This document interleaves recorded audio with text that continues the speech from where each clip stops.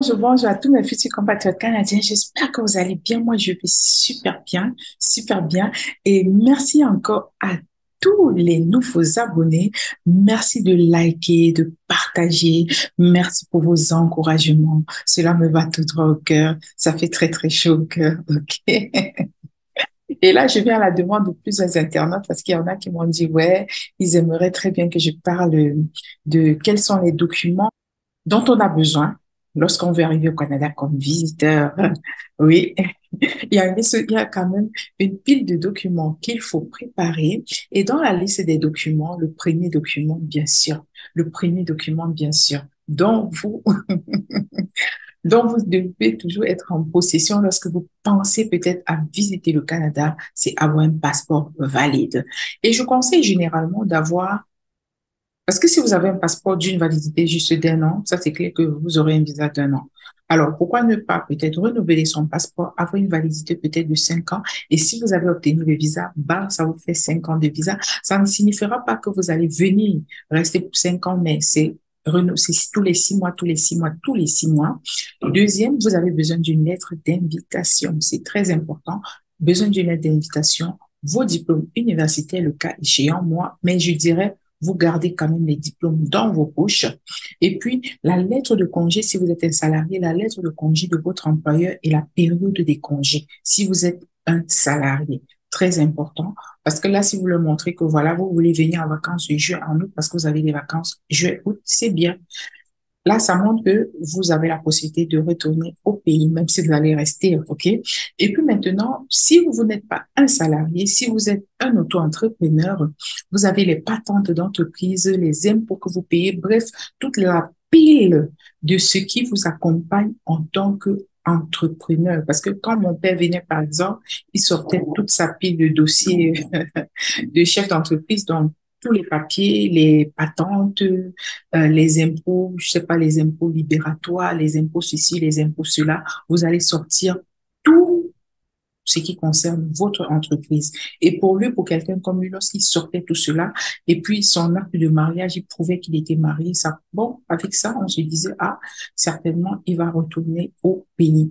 Et puis, l'acte de mariage, si vous venez en tant que couple également, mais je dirais, mettez quand même l'acte de mariage, on ne sait jamais, parce qu'avec le Canada, je préfère avoir plus de papiers qu'avoir moins de papiers. N'oubliez pas l'assurance voyage. Certains m'ont dit, est-ce que ça vaut le coup? Parce que des fois, ça marche, des fois, ça ne marche pas. Oui, il faut avoir une assurance au voyage et puis une réservation d'hôtel si peut-être quelqu'un ne vous invite pas. Vous devez avoir une réservation d'hôtel et si vous n'avez pas la réservation d'hôtel, ça veut dire qu'il y a une lettre d'hébergement et la personne qui donne la lettre d'hébergement va aussi prouver qu'elle paye ses impôts. Donc, essayer de donner, il va essayer de donner ce qu'il gagne, mais également, il doit faire attention au nombre de personnes qui vivent chez lui. Parce que s'il gagne seulement 10 000 $ et ils sont 6 à la maison, et vous devez venir vous ajouter à ça, ça risque d'être une raison de refus.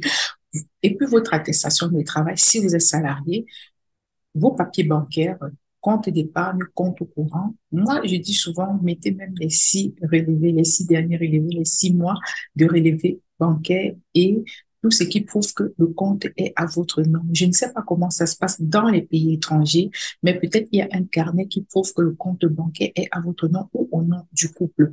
La réservation du billet d'avion, mais je crois le billet d'avion, c'est lorsqu'on va vous appeler. Et puis maintenant, il faut votre itinéraire de voyage.